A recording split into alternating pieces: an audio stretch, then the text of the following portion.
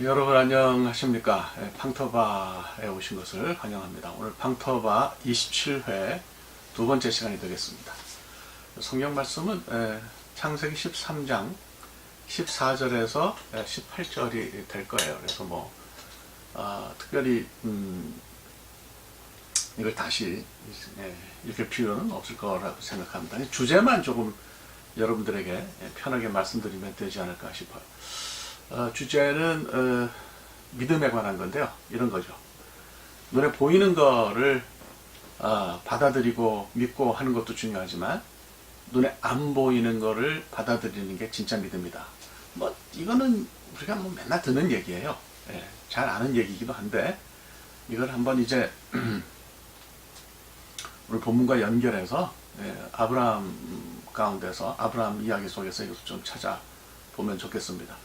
지난 시간에 이제 하나님이 하솔산에서 롯과 아브라함 헤어진 얘기를 했어요. 그래서 하나님께서 거기 남은 아브라함에게 야, 너 거기서 네 눈을 들어가지고 다 이렇게 좀 쳐다봐라. 응? 동서남북으로 쳐다보면 네가 보는 그 땅을 다 주었다 이렇게 이야기하신 것을 생각을 했습니다.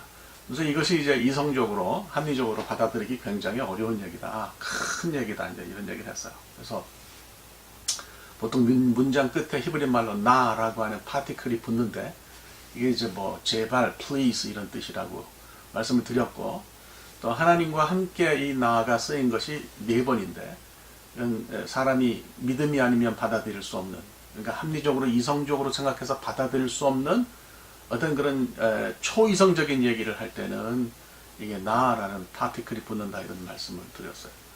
물론 이제 아무한테나 하나님이 눈에 들어오는 그 땅을 다 주시겠다고 그러신 건 아니에요. 우리가 창세기 13장 10절을 읽어보면요. 롯도 역시 눈을 들어서 바라봤어요. 바이사 롯 엣 에나프. 바이사는 역시 나사 동사에서 왔죠. 그래서 롯이 엣 에나프 그의 두 눈을 들어서 봤다.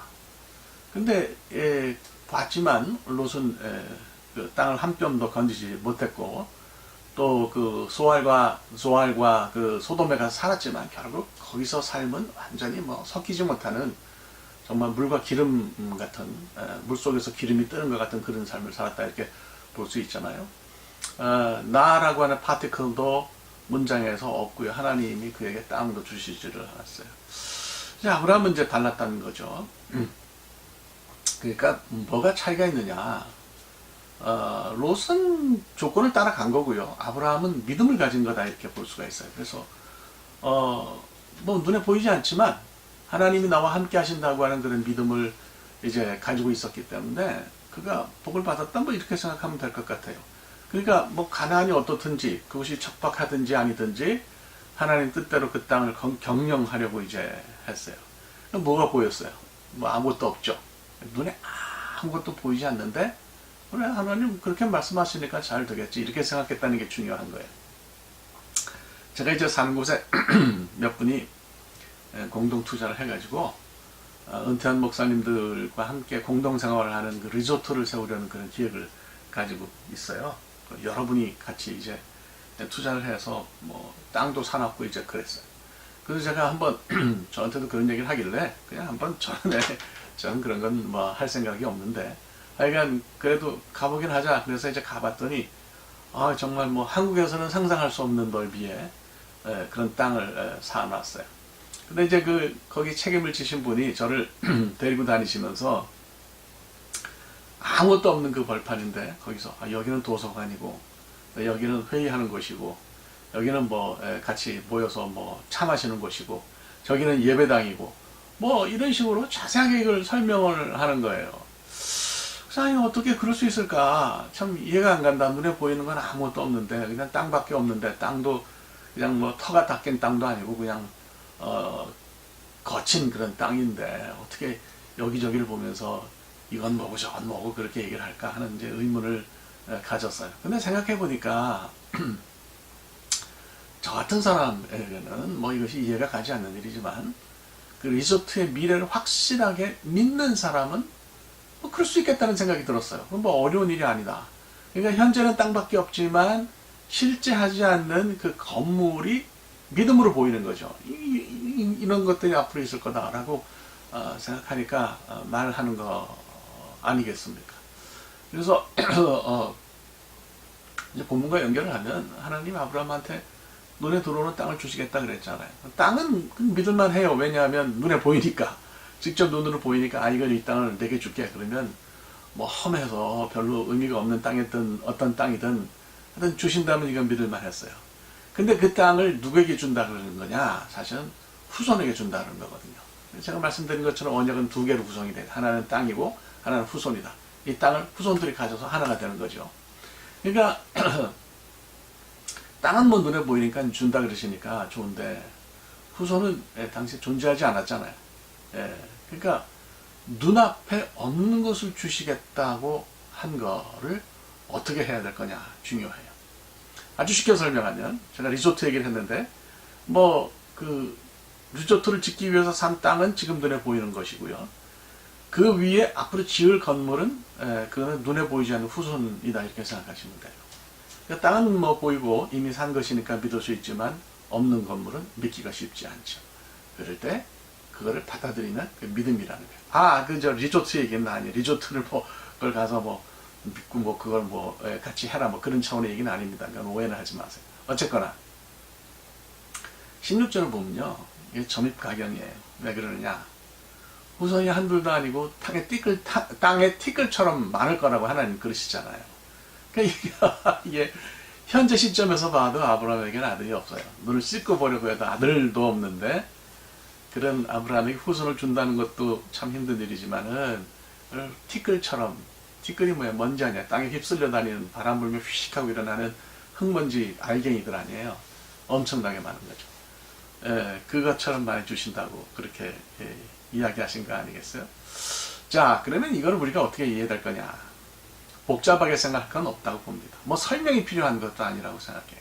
그냥 딱 여기서 하나 우리가 메시지를 분명하게 끄집어내면 하나님은 우리 삶에서 눈에 보이고 생각에 잡히는 것도 주시지만은 현재 눈에 보이지 않고 생각조차 할 수 없는 것도 주신다는 그런 말씀입니다. 저희 말씀을 쭉 가만히 묵상을 했어요. 묵상을 했더니 그런 생각이 들어요. 우리 생각에는 정말 한계가 있는데 우리는 그냥 우리 생각 안에서 우리가 필요한 것을 하나님께 달라고 할 때가 많은데 하나님은 우리가 생각하고 계산하지 못하는 것까지도 섬세하게 살펴보시고 그것도 책임지시겠다고 말씀하신다는 거예요. 이게 언약의 내용인 거죠. 그러니까 우리가 아브라함처럼 보이지 않는 것도 믿으면서 그렇게 산다고 하면 상상하지 못하는 일이 일어난다 이렇게 생각할 수 있잖아요. 그 김은숙 작가가 그런 얘기를 했어요. 한국에 드라마 많이 쓰는 사람이죠. 뭐 도깨비는 내용 자체는 굉장히 샤머니스틱하니까 뭐 그걸 뭐 그런 그 철학과 그 생각을 받아들이라는 얘기는 아니지만 그 톡톡 튀는 그 언어라든지 순발력 같은 건 참 대단하다 싶은 생각이 들었는데 뭐 그런 생각 그런 얘기를 이분이 했잖아요. 살다 보면 마법 같은 일이 생길 때가 있다. 이걸 이제 우리가 신앙적인 차원으로 끌어당겨서 생각을 하면 하나님을 믿고 그 하나님을 의지하고 하나님과 함께 살고 하나님의 뜻을 이루려고 하는 단순히 뭐 물질적으로 커지고 뭐 복을 받고 그런 게 아니라 하나님의 뜻을 이루면서 살려고 하면 정말로 매직 같은 일을 하나님께서 허락하신다. 이렇게 우리가 생각할 수 있잖아요. 뭐 아브라함이 위대한 거는 이제 거기 있다고 그랬어요. 그 자신이 당대에 커지는 거에 관해서 하나님 말씀하신 게 아니거든요. 아브라함 후에 올 후손이 그 땅을 가질 것이다 라고 이야기를 하나님 하신 거니까 아브라함에게는 뭐 큰 상관이 없었어요. 그러니까 이걸 받아들인 거는 아브라함이 대단한 사람이다 이런 생각이 들어요. 그래서 이제 그런 생각이 이제 결론적으로 좀 들어요. 뭐 믿음이 굉장히 중요하다. 그리고 뭐 믿음이 있으면 뭐 못할 게 없다는 소리도 굉장히 많이 듣는데 그러면 우리 인생에는 왜 이렇게 엄청난 일을 경험하지 못한 사람이 많을까? 왜 우리 삶에 왜 그런 일이 없을까? 생각해 보니까 우리가 할 거를 제대로 안 한 부분이 있는 것 같아요. 그러니까 말하자면 아브라함처럼 먼지까지 탈탈 털어가면서 삶의 배경을 떠났다. 하나님에서 그렇게 떠났잖아요. 아브라함은. 우리가 다 던지고 하나님에게로 갔다. 그거 했는지 좀 생각해 볼 필요가 있는 것 같고요. 하나님이 말도 안 하고 가라 그러고 도착하게 만든 것이 가나안 같은 곳이다. 이런 데 가본 적도 사실 있는지 생각해 봐야 될 것 같아요. 또 이제 좀 더 제가 뭐 저 자신, 다른 사람보다 저 자신이 마음이 아픈 것은 눈에 좋은 것과 하나님이 함께 계시는 곳 두 개 중에서 뭘 선택하라. 그러면 눈치를 슬슬 보면서 내 눈에 좋은 것을 내가 지금까지 많이 선택했다. 이런 그 회개하는 마음이 저는 들더라고요. 그 이제 내 눈을 들어서 보이는 모든 것을 하나님이 다 주셨으면 좋겠다 이렇게 바라지만은 이게 사실은 언감생심일 수도 있겠다는 생각이 들어요. 물론 뭐 우리가 완벽하지 않으니까 항상 하나님 마음에 들 수는 없어요. 그러나 하나님이 이제 복의 물바가지를 팍 뒤집어 씌우신다고 하면 그걸 우리가 좀 맛보려고 하면 그래도 어느 정도는 그분의 뜻에서 벗어나지 않고 살아야 되지 않겠나. 뭐 이런 생각이 이제 드는 거죠. 뭐 아브라함이 우리랑 비슷했으니까 우리가 그런 얘기 할 수도 있을 거예요. 뭐 아브라함이 하나님 올리네. 아브라함도 뭐 우리랑 비슷하지 않았냐 이렇게 하나님께 이야기할 수 있죠. 그러면서 하나님이 나를 안 쳐다보시는 것에 대해서 내가 속상해할 수도 있는데 우리가 이걸 좀 알아야 될 것 같아요. 지금 너 있는 곳에서 눈을 들어 보는 땅을 다 주겠다고 하시는 하나님 음성을 듣고 싶으면 우리도 하나님 한 분만을 바라보고 삶을 거기에 던져야 되지 않겠느냐 이런 생각이 듭니다. 이거를 하다 말다 또 결심하고 좀 가다가 서다 이런 때가 많았던 것 같습니다. 그래서 오늘 이 말씀을 들으면서 한번 애써볼 필요가 있는 것 같아요.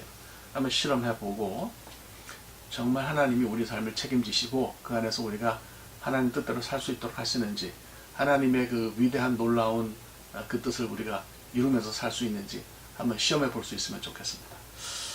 다음 시간에는 이제 황토바 27회의 세 번째를 함께 생각할 텐데요. 역시 같은 본문을 놓고 생각하겠습니다. 복잡한 내용을 다루지는 않을 테니까 기대해 주시면 감사하겠습니다. 여러분 오늘도 잘 애청해 주셔서 감사합니다. 고맙습니다.